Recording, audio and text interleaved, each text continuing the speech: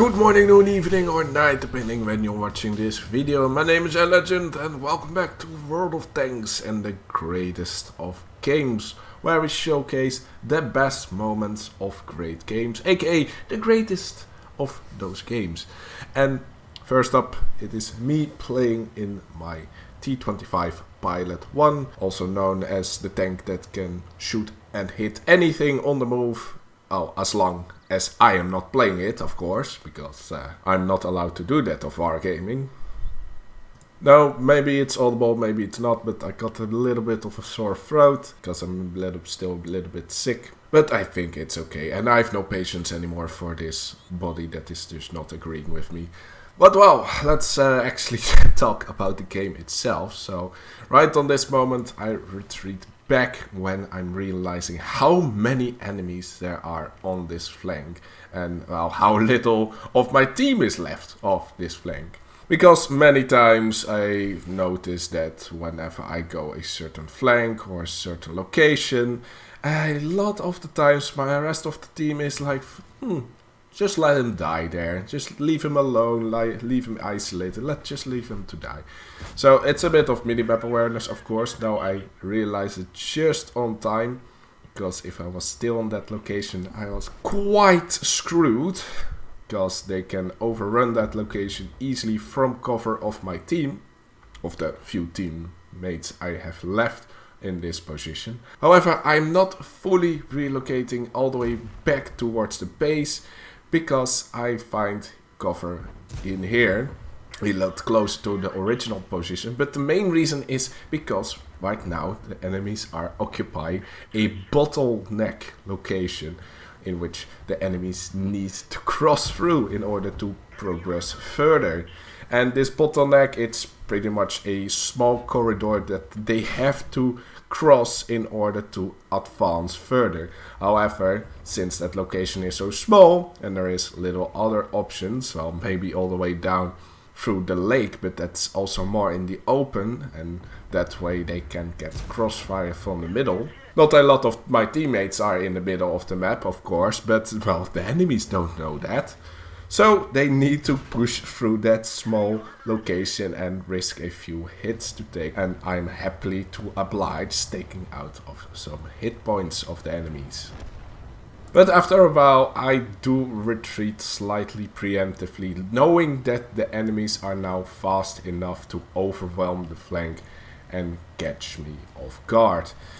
Also, the other of my teammates, the T-44, is also a little bit too far forwards on that moment and, well, gets overwhelmed quite fast. And with only one tank destroyer left, who, well, unfortunately I left to die now, because, well, I mean, they would have done the same, let's be honest here. But he's not able to survive that for that long. And, well, with so many enemies, well, my time would also been short if I would have stayed there. However, halfway through I do realize that the enemies aren't really that fast enough, so I am still able to, well, find a position to fire back, but unfortunately it's just a little bit too late in order to protect my WZ there. So you see, even when I'm fully committed on leaving it behind, I'm still second guessing and still trying to, well, help out, even though, well, I pretty much can't. That just shows you how good of a person, how good of a teammate I am. Totally not some selfish bastard who is only out for kill steals, right? Right? So, right, now against the STA-1, trying to guess where he's coming from, but I'm getting distracted by the CS. However, I keep an eye out. I know that the STA-1 can appear from back there, but now that he is spotted, I know that, well, my butt is safe for now, so I can sit here a little bit more comfortable. However, when enough enemies are taken out on that flank, I take the risk in order to pursue the STA-1, trying to catch him off guard. But it is at that moment that he tries to, well, catch out me, but well, how the turns have tabled. After that, we can reclaim this flank all the way back to the enemy base with the CS on the run And during this pursuit, I spot the Liz, or, well, presumably somebody else spot Liz, because he doesn't spot me. Realizing that, I move back up and take the shots without him knowing on time that I was already right on his back. So, moving further up, most of the enemies are now occupying the central location, so I keep an eye out from there. Just trying to see if they're going to peek at some corridor. The moment I drive forwards, of course, is when the projectile gets spotted and spots me as well. I fire, I do not deal damage to the projectile, and I get a shot of the SU back. So that indicator, or well, not no hit or not even bounce, must mean that the SU is there. Even if I didn't receive a shot back from the SU, I have highly presumed that the SU was also occupying that location because of my shell, well, disappearing in my point of view. So at this moment it is, well, carefully traversing the area, Scorpion back at the base, just hoping that the SU can deal with him. However, we have to go forwards, get spotted again. Of course, do not take the risk on going forwards. Like, I'm not a one-shot, but I am a one-shot if both the SU and the projectile are able to hit me. And well, I still peaked a little bit risky right there, but now I know for sure that they are there. I'm trying out some blind shot, don't really see if that hit or did not hit. And well, I cannot cross, and well, blind fires are getting more risky. So I actually ask my Scorpion G in the chat that he can cross the gap because he has full HP and can take a couple of hits. Well, I would get destroyed with the combined shot of the SU and projectile. So I imply once again for the Scorpion G to just cross it, but well, it's all up to him. He wants to do it, yes or no, but he actually does it. Eventually the projectile does get spotted, as well as the SU, and now I know exactly where they are, and I can take a couple more shots. That was an excellent trade and great play for from the Scorpion G to listen to me and make that, well, quite risky play. It's quite hard to do that sometimes, like sacrificing your HP in order to, well, help out a teammate, because, well, you don't really know that teammate. You're not a full-on team, you're not in a clan together, you do not speak with each other. To do that, to do such a thing, to listen to someone in random battles, to just, well, take the risk, take some shots is, well, admirable to do it. I would be a lot more skeptical, but, well, in that situation I would realize what the plan was, but I don't know how skilled or how strategic the Scorpion G was on that moment. If he was not, then, well, respect for him for giving me his faith. And that makes for an excellent battle of almost 3000 damage. Not really that exceptional, but a lot of things that, well, issues that I see often occurring, me going towards a flank alone, getting isolated and pretty much rushed and destroyed. Now realizing fast enough, well, this is a very good example where I spot a lot of the enemies early on, knowing that I cannot take it and being fast enough to retreat in a better position. A position that covers that bottleneck that. And that way I was able to fire some shells of advancing enemies who have no other way to go further forwards. Furthermore, we saw some tricks trying to keep an eye on my back whenever I thought the SDA-1 could flank me, and then all the way back, cutting out the Liz, and more importantly, seeking out some tricks to deal with the middle. With that shot that went nowhere, knowing that it was the SU who was occupying that location, and finally that Scorpion G that, well, respectfully listened to my advice, and that way we were able to rid the middle, and, well, at the end we didn't even have to do anything about the enemy Scorpion because our SU was able to handle that as well. But enough about me, let's see a replay of somebody else. This is Cifra GM in his Tiger 2, and, well, this guy loves this tank. I think it was during the time that he tried to free market, but he liked it so much that, well, he was just playing, well, just for the fun of it also. Oh yeah, quick disclaimer, the sounds that you are hearing is with the 1 GB sound mod pack. That was also during that time I had that mod installed. Don't really do that anymore because, well, playing it not that actively anymore. Regardless, we are going to hear some spectacular sound effects in this battle, that's for sure. So Sifra is going towards the magic forest and, well, encounters a lot of enemies there. Well, typical positioning so far. Yeah, it's pretty much a given, but good job for not going straight forwards in order to brawl with that TVP who was occupying this position. He remains at the defensive location until more enemies are dealt with. It's only at that point that he deems it safe enough to traverse further over those hills, racking up already 2,500 damage. Also in this time, that nice amount of damage is also due to his excellent use of shell type through his intuition skills, firing HE at the lower armor tanks. It's an interesting skill to use, well, actively. I mean, well, of course, when the situation deems it necessary, it's very handy, but, well, he's not using any regular rounds, so he doesn't have lots of choices.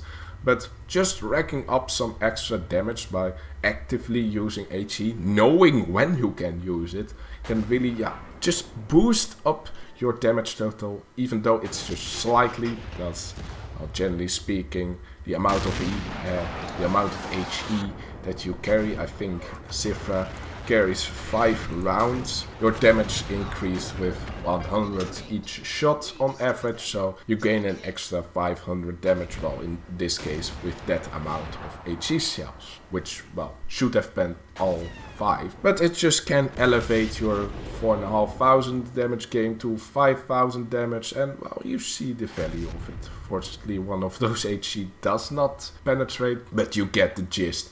Actively using HE while getting rid of more HP faster. Well, if you can control this, if you can master this, you know, specific trait, not just the intuition, because, well, intuition is a no-brainer to use, but to actively use it knowing when you can fire different shell types. It's something that I don't see that often, but can be very useful in several situations. Even now you won't really think about it using it, you would only think about it when defending a cap, or knowing that, well, with regular rounds that tank isn't a one-shot, but with HE he might be a one-shot. Just use that knowledge to know when to use which shell type. So in his advance towards that tiger right there, he could have aimed a little bit better. I think he was aiming for his capolar, but just take a little bit more time for that. And when first he was able to play a very good defensive position, he now goes a little bit too far in the open, getting caught out by several enemy tanks. So even though the battle is pretty much won already, you still need to be careful, because focus fire of the enemies at you, and you specifically, can occur more often than you think. But finally, another great thing to do here is to focus the Barask, who is going to occupy the most annoying location at the time, which is the hardest to push out. He can go unspotted if he had the chance to, but if he did get unspotted, well, it's another few rounds he can shoot, and that might have destroyed Sifra right here. But a great, well, straightforward battle pretty much, not a lot of conflict or pressure on Sifra, but just general good gameplay on location, not going full on in. It's a bit similar to my Pilot 1 gameplay, but in that case it was just retreating, and in this case it was not going further forwards. But generally it was the shell type usage which was really noticeable in this game, and also focusing the tank that was going to occupy the strongest location in the end. So we have seen retreats from forwards position to catch up and play more defensively. We have seen playing it more defensively in the beginning and then further forwards going more on the attack. But this time, what will happen if you just stay mainly at the same location? Well, it's typical gameplay for a tank destroyer, of course, which we are now featuring with Marshok playing in his SU-100i, and strangely enough, he has an ammo loadout with mainly featuring the regular rounds. Well, that shows you how free to play Marshok is, because the premium AP rounds are of course far more interesting to use. But well, on cliff, well, it is quite the usual position for an ambush on enemies going further into that crevasse of that cliff. But it does still surprise me that Marshok got here so early to, well, still easily being able to catch out some of those heavy tanks. Well, I thought that the SU-100i was quite slow, but well, maybe he has a turbocharger on it, I don't know. But even with the lower alpha damage regular rounds, with 2 shots he's already being able to make that KV-1 as a one-shot, showing the value of these kinds of ambush locations. And next up, the VK. Now Marshok does something very well here, so he carefully aims for his tracks, and that is very important to do. With the high reload on this tank, well, you will always get only 1 shot, even if you were not able to track him, because he could easily drive into cover. But now, with the track shot, he can fire at the VK an additional time, killing him in the process with a very well aimed fire. Well, less intentional aimed, because he wasn't really aiming for his engine on the back, but well, you take another shot and you get rewarded from it. Just a very good and intelligent play right there, and gets rewarded with a fire. Something that I don't see very often in World of Tanks, getting rewarded from intelligent plays. So you can really be grateful for that, Marshok. And just, they keep on going. Sometimes the enemies just, well, are just presenting themselves on a silver platter. So the Dikke Max now was also not, I don't know what he was thinking. I mean, Marshok's position is already known, but well, it's lower tier, so well. Most of the times you don't know what's going in the mind of the enemy tanks. So Marshok does very well a blind kill attempt here. Again, very good intuition in order to get rid of that Dikke Max. But for the main time, it is, well, not really that interesting. He, for some reason, fires a shot into the rocks, but he is waiting. He's being patient. Because, well, he is a one-shot for the Dikke Max if he is not careful. So why peek? Why do anything? Just let it come to them, and well, if they are able to kill him, he can do at least 1 more shot at those enemies. But at some point he finds out that the Dikke Max is not necessarily waiting for him, or not able to spot him, or not trying to blind fire him. So he goes out and tries to, well, almost kill that T-52. But after that, well, he still gets despotted, and now he takes a bit of a risk, does get shot by the Dikke Max. Now he truly is a one-shot. Really wants to get a shot of the Basotto, who in turns almost kills him. Also the Arty almost kills him. So, well, quite lucky here, Marshok. So, at first being very patiently, but in the end getting a bit too excited.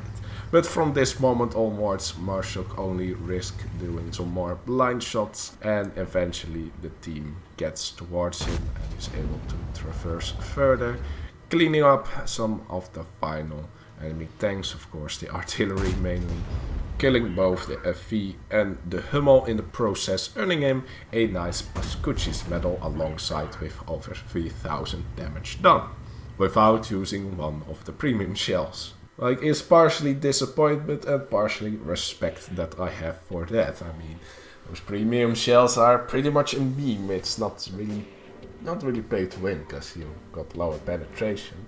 It's just more interesting, more funny.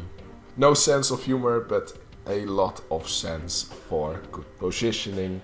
Patience at some point that eventually did run out, but the main, well, the best take of this game has to be that amazing tracking shot on the VK, showing that if you do that you might get another shot off, which, well, in this turn even killed the VK. But, well, I'm doing that not that often, because most of the time I'm trying to aim for specific parts of the tanks. I most of the time just missed. So I will still using auto aim, because I know my RNG in this game is absolute garbage. But, well, that doesn't take away from this battle. Amazing play, and almost got towards the MBTT replay, this particular replay. And that has been it for this episode of Greatest of Games. Hope you enjoyed it, hope you learned some things about it. And I will see you in the next video. Laters!